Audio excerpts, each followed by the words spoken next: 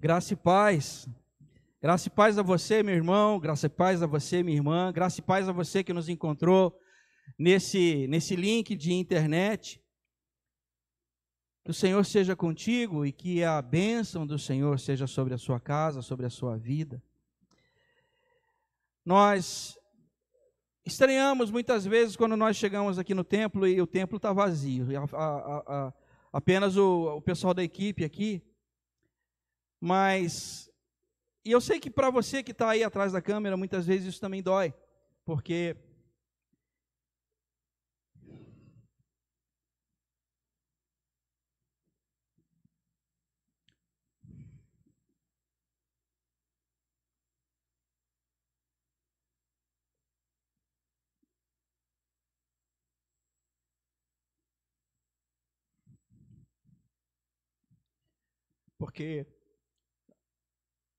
a adoração comunitária, meu irmão, a adoração em conjunto, ela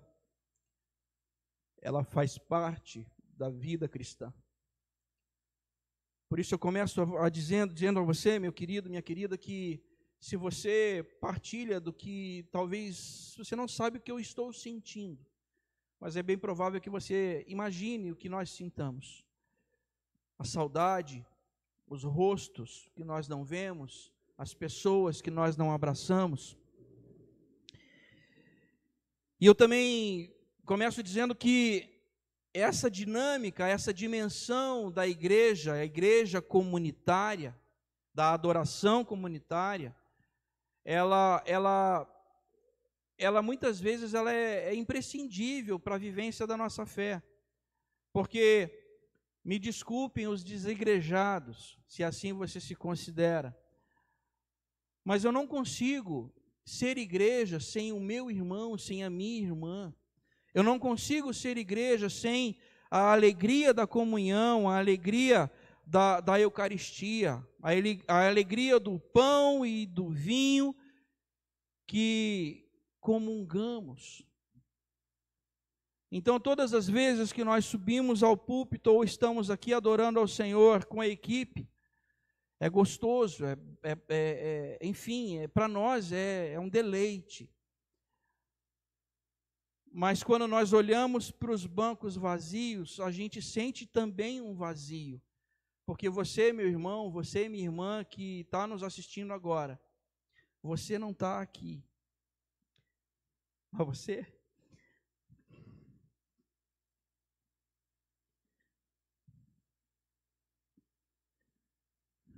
você é igreja comigo. Você é igreja com todos os outros, com todas as outras.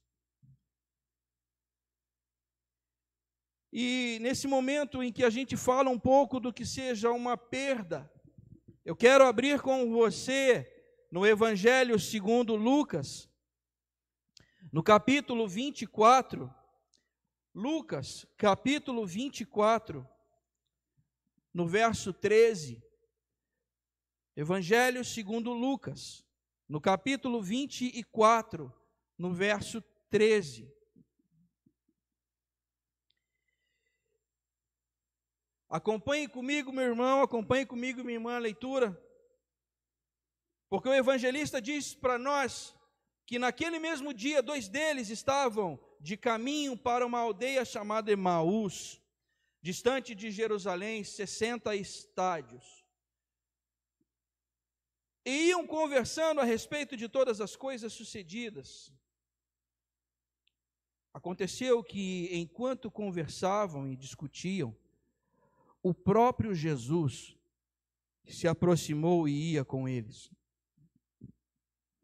Os seus olhos, porém, estavam como que impedidos de o reconhecer. Então, lhes perguntou Jesus: que é isso que vos preocupa e de que ides tratando à medida que caminhais? E eles pararam entristecidos. Um, porém, chamado Cleopas, respondeu dizendo: és tu o único, porventura, que tendo estado em Jerusalém, ignoras as ocorrências destes últimos dias? Ele lhes perguntou: quais? E explicaram. O que aconteceu a Jesus o Nazareno, que era varão profeta, poderoso em obras e palavras diante de Deus e de todo o povo, e como os principais sacerdotes e as nossas autoridades o entregaram para ser condenado à morte e o crucificaram.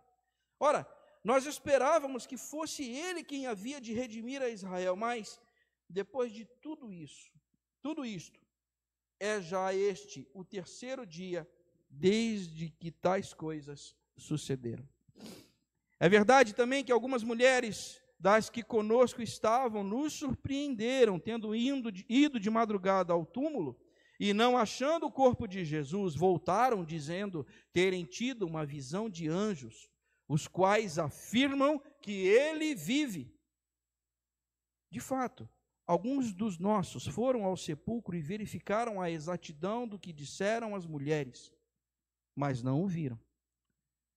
Então, Jesus lhes disse: ó nécios e tardos de coração, para crer tudo o que os profetas disseram. Porventura não convinha que o Cristo padecesse e entrasse na sua glória?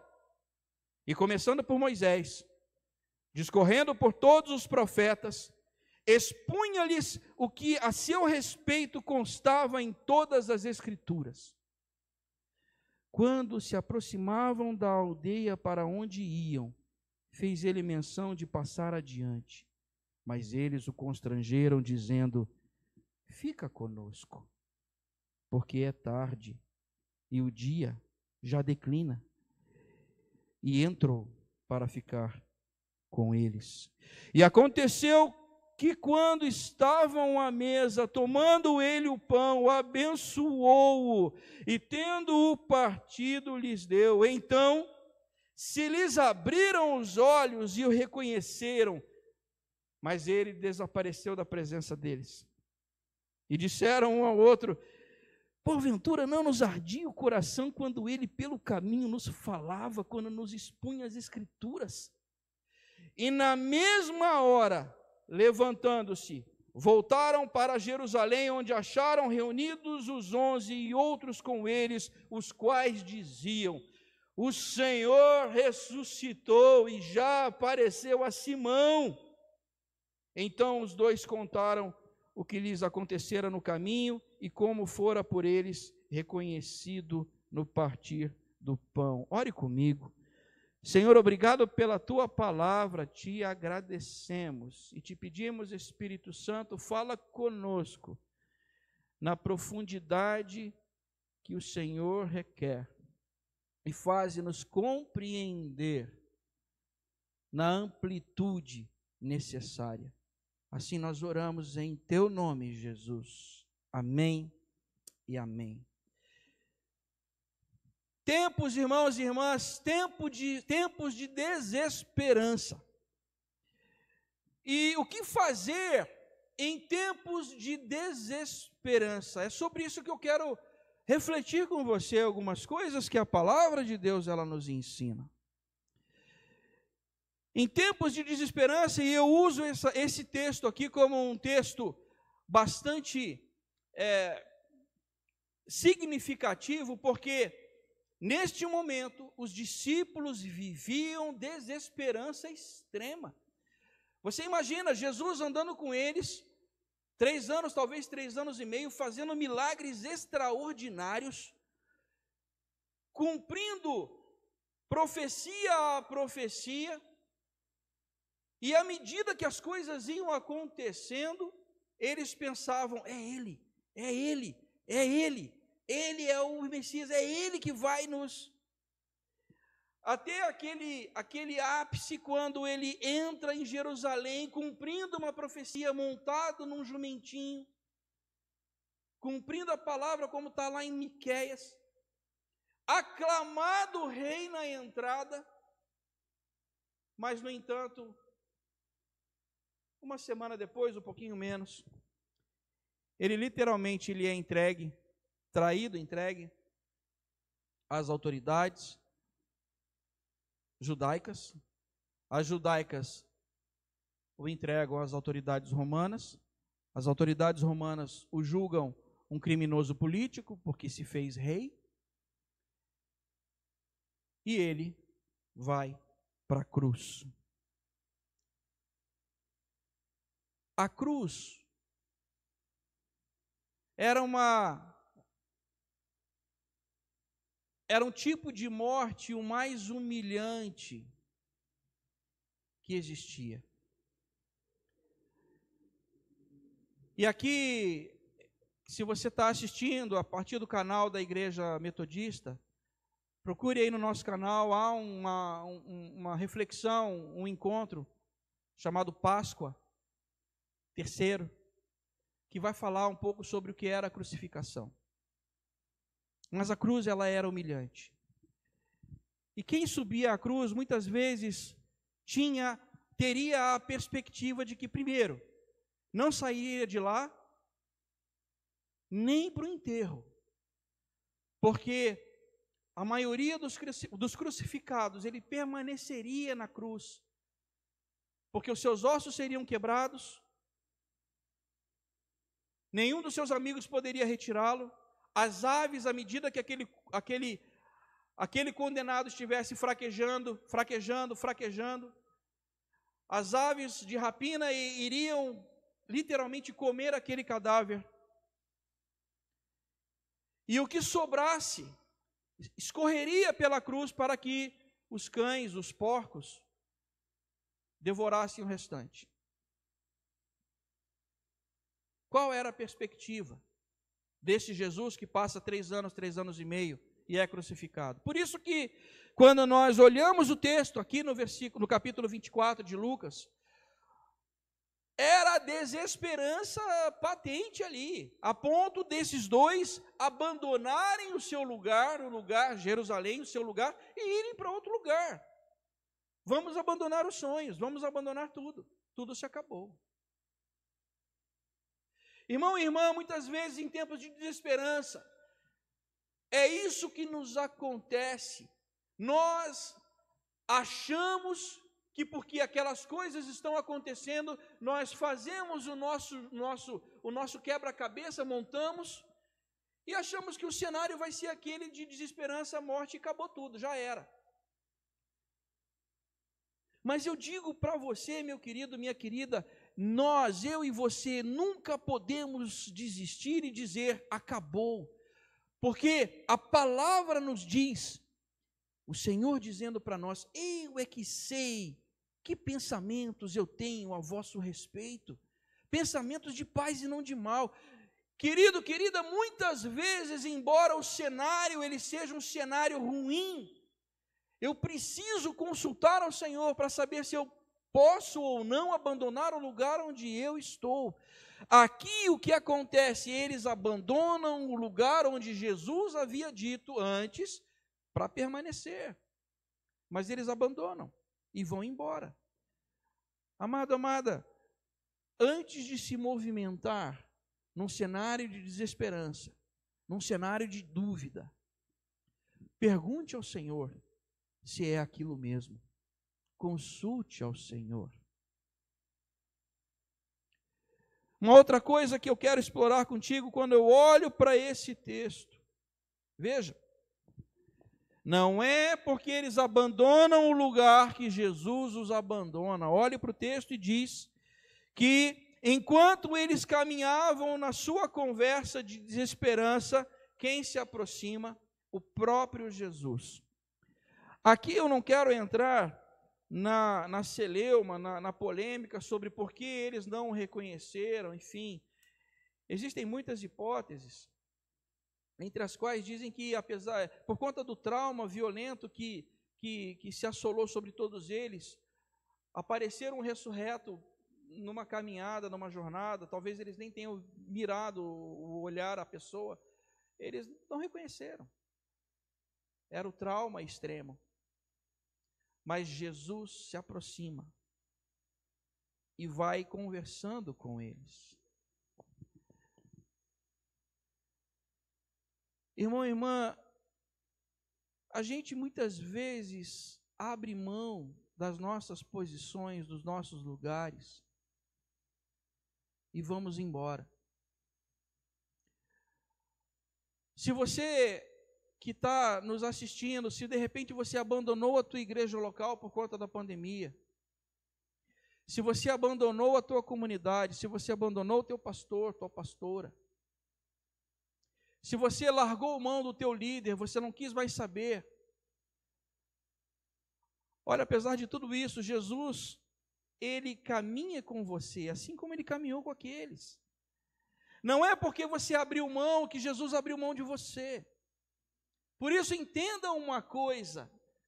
A palavra diz que, Jesus dizendo que aquele que vem a mim, de modo algum eu lançarei fora. Então, um dia, quando você foi ao Senhor, Ele te amou primeiro. É como naquela passagem quando um jovem chega a Jesus com uma dúvida, perguntando: bom mestre, que farei eu para herdar a vida eterna? Um dos textos diz que Jesus, olhando para ele, a palavra diz, ele o amou. Irmão e irmã, quando ele olha para mim, quando ele olha para você, o primeiro sentimento que ele tem com relação à minha vida e à tua vida é amor. Talvez amor pela minha fragilidade, pela tua fragilidade, amor pelos teus erros, pela tua condição. Porque quem sou eu, quem somos nós, irmãos e irmãs, para acharmos que somos alguma coisa? Então talvez o Senhor nos olhe e nos veja como crianças, olhando para nós e dizendo: tem muito que aprender ainda. Por isso que, quando Jesus se aproxima deles, esse é o Jesus que nós conhecemos, que não abandona e que anda junto. Ele anda junto, meu irmão, minha irmã, para te lembrar uma coisa, e é uma terceira coisa que eu quero te lembrar aqui. Ele anda junto para lembrar o quê? Olhe na palavra, olhe no texto, versículo 27. E discorrendo as Escrituras, começando pela Torá, pela lei, por Moisés. Porque era a Bíblia que eles conheciam. Se você acha que aqui eles já tinham todo o Novo Testamento escrito, não tinha. O Novo Testamento sequer tinha começado a pensar a ser escrito. Aqui o que eles tinham era o Antigo Testamento e era a Bíblia deles. Judeus que conheciam a palavra, e Jesus, na palavra, fala dele, de si. Irmão e irmã, quando Jesus ele se aproxima de você, para te trazer de volta, ele vai se aproximar de você para te lembrar a palavra. Porque, irmão e irmã, entenda uma coisa: eu e você não podemos andar fora daquilo que a palavra diz. Se a palavra me diz para ir pela direita, eu preciso ir pela direita. Se a palavra me diz para ir pela esquerda, eu preciso ir pela esquerda. Se a palavra me diz para eu não fazer nada, eu não vou fazer nada. Mas eu preciso andar dentro daquilo que os princípios da palavra me ensinam. O que muitas vezes, meu irmão, acontece conosco é que nós andamos pelo nosso sentimento, por aquilo que eu e você achamos. Então, se eu estou sentindo algo agora, eu vou para lá. Se eu estou sentindo algo diferente, eu vou para cá. Não. Ande conforme o que a palavra te diz. Ande conforme a palavra te define. Caminhe conforme a palavra te aponta. É isso que Jesus faz aqui. Hoje, meus irmãos e minhas irmãs, vale mesmo aquilo que Jesus disse em determinado momento lá no Evangelho de João: errais por não conhecer as Escrituras nem o poder de Deus. Ou então, examinai as Escrituras. Examinai as Escrituras.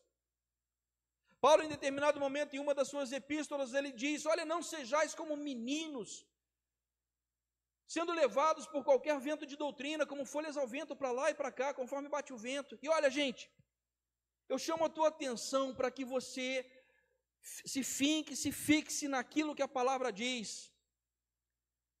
Porque hoje em dia existem as empresas da fé, que estão por aí tentando arrebanhar a muitos, para que de alguma maneira amealhem meia dúzia de moedas para manter uma estrutura.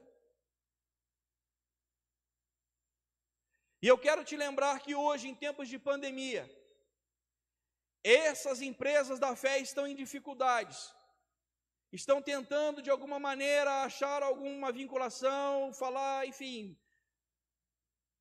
bem de A, B ou C, para poder de alguma maneira ter alguma benesse, para abrir logo, pondo todo mundo em risco.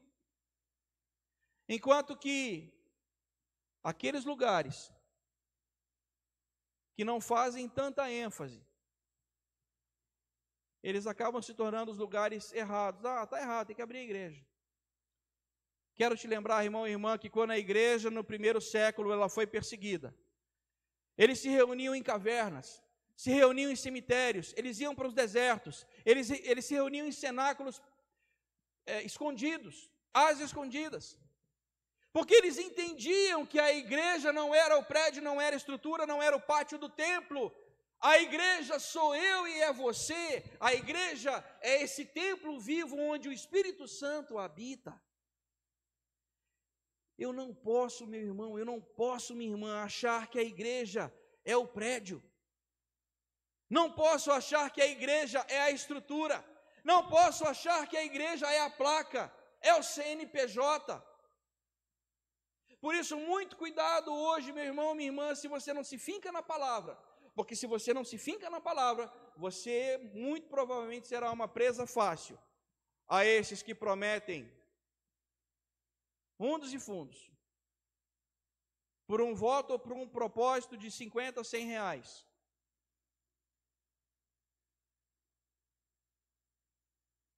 Quando na verdade o que o Senhor quer é que você seja fiel à palavra.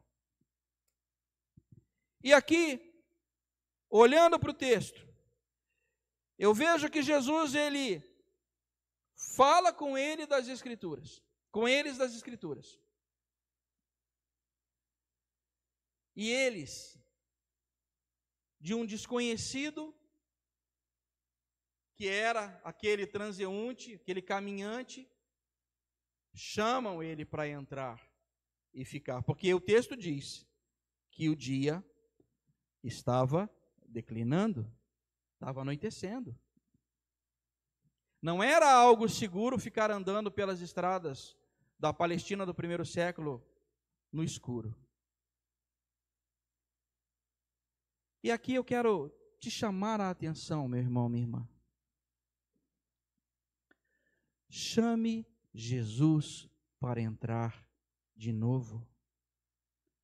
É como aquele texto, quando o próprio Jesus fala a João lá em Apocalipse: olha, eu estou na porta, estou à porta e bato. Se alguém ouvir a minha voz e abrir a porta, eu entrarei, cearei com ele e ele comigo. Você está achando que isso aqui em Apocalipse está falando para não crentes?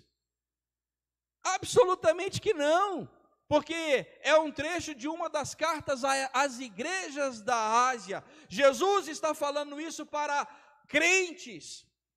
Por isso, irmão e irmã, eu chamo a tua atenção com muita veemência, para que nós chamemos Jesus de volta para o templo, não somente os templos em pedra, em tijolo, em cimento, mas para esse templo onde o Espírito Santo tem que habitar. Chame Jesus de volta, porque ele vai entrar e vai cear com você, e você vai cear com ele. Irmão e irmã, uma coisa que tem acontecido muito na pandemia, é que antes da pandemia todos diziam que não tinham tempo. Todos diziam, não tenho tempo. E agora com a pandemia, quando muitas tarefas elas não são mais possíveis, eis que o tempo surge. O que eu vou fazer com o tempo? É aqui que nós percebemos o tempo que eu e você despendíamos para a leitura, para o estudo, para a reflexão, para as nossas devocionais, para a oração, para a adoração em casa. Irmão e irmã, nós temos uma chance de ouro para chamarmos Jesus para dentro dos nossos lares e fazer dos nossos lares o lugar de encontro com Ele.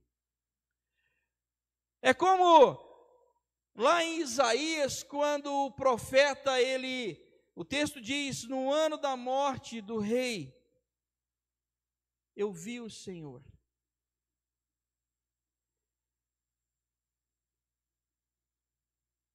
O profeta, ele tem o seu chamado lá no Santo dos Santos. É como, irmãos e irmãs, no começo do Evangelho de Lucas, o pai de João Batista, no Santo dos Santos, ele tem a revelação, encontra, vê o Senhor, e o projeto messiânico ali é mostrado, é posto.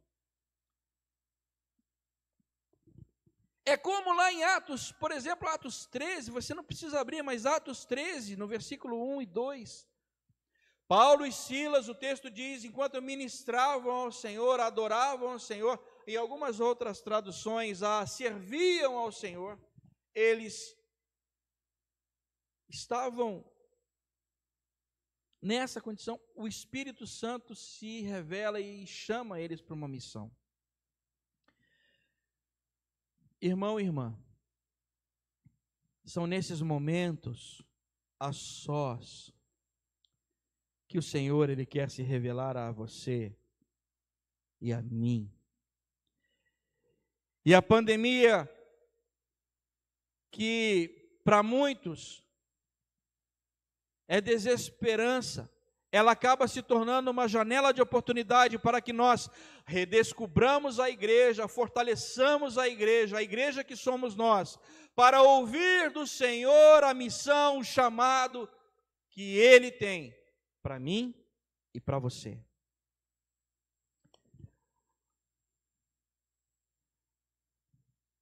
Como agir num tempo de desesperança? Não abandone o lugar onde você está. Chame Jesus para voltar. Busque na palavra. Convide-o na presença dele para ele te revelar coisas novas. Mas olha o texto. O texto diz, versículo 32 e 33, que quando Jesus ele some da presença deles, na mesma hora, veja, naquela mesma hora, não era noite, o dia não estava declinando, não era perigoso pegar a estrada de volta, pois eles abrem mão do risco para estar com quem? Veja o texto. Para estar de volta no lugar de origem, para estar com todos os outros.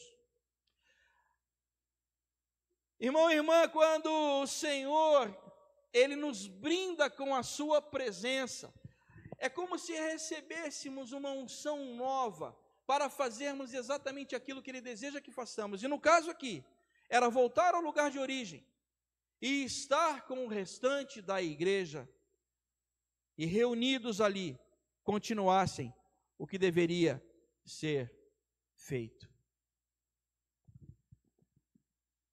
O que fazer em tempos de desesperança?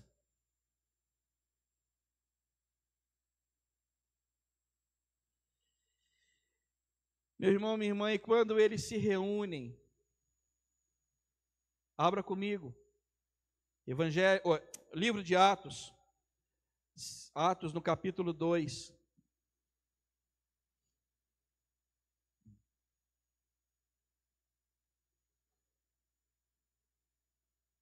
No verso 1. O texto você conhece. Eles estavam reunidos. E quando essa comunidade se reúne, buscando a presença do Senhor, em adoração comunitária, em leitura comunitária, em vivência comunitária, o Espírito Santo, ele ferve. Ele parece que borbulha, para que cada um tenha uma mensagem específica para uma, eu vou dizer nação, mas eu chamo a tua atenção que a palavra aqui, Atos capítulo 2, versículo 5, diz que quando houve aquela profusão do Espírito Santo, a cidade de Jerusalém, ela estava cheia. Em breve a gente vai ter outro encontro sobre isso aqui. Nós estamos fazendo um ciclo de estudos sobre o Espírito Santo, todo domingo, e aí procure lá nas nossas redes, você vai encontrar, e a gente não vai se estender nesse tema, mas entenda uma coisa, Atos 2,5 fala de gente de todas as nações. A palavra por baixo aqui de nações é um verbete que no grego é etné. Etné, que dá origem à etnia, mas numa tradução mais livre é cultura. As línguas aqui, elas foram dadas para que uma mensagem diferente fosse dada a uma pessoa diferente, para uma finalidade diferente, para uma cultura diferente. Irmão e irmã, não é porque você está em casa, não podendo sair, que você não pode partilhar o Evangelho com alguém que você conheça. Não é porque você está em casa, de repente, sem muitas possibilidades, que você não pode usar os meios de comunicação digital que hoje nos são disponíveis para conversar com alguém, para partilhar com alguém as suas dores e para transmitir a mensagem do Evangelho, para dizer às pessoas que Jesus morreu por mim e por você, e está vivo e está aí. Você quer convidá-lo para dentro da sua casa? Irmãos e irmãs, o que fazer em tempos de desesperança?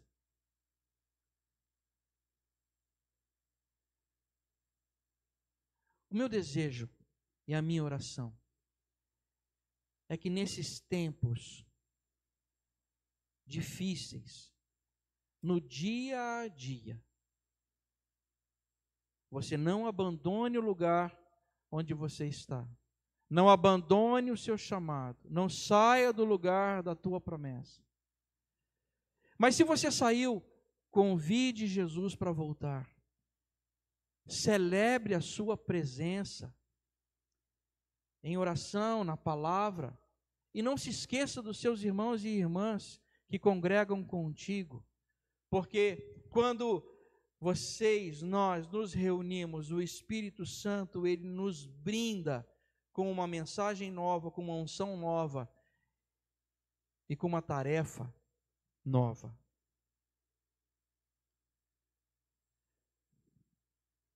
Por isso, eu te convido aí na sua casa a orar comigo.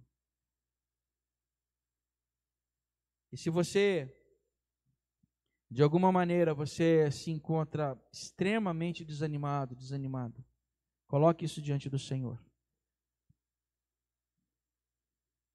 Coloque isso diante do Senhor. Pai querido, nós colocamos cada vida, cada uma, nas tuas mãos. E Pai, em nome de Jesus, o que nós te pedimos é que essa tua presença que arde o nosso coração, que faz de novo brotar a paixão dentro do nosso peito, Senhor, seja reacendida em cada cada uma, do mais novo ao mais velho, do menino ao ancião, da moça à anciã mais longeva. Senhor, em nome de Jesus, que esse teu Espírito Santo derrame uma unção nova em cada vida, em cada lar representado. É em nome de Jesus que nós oramos. Amém e amém.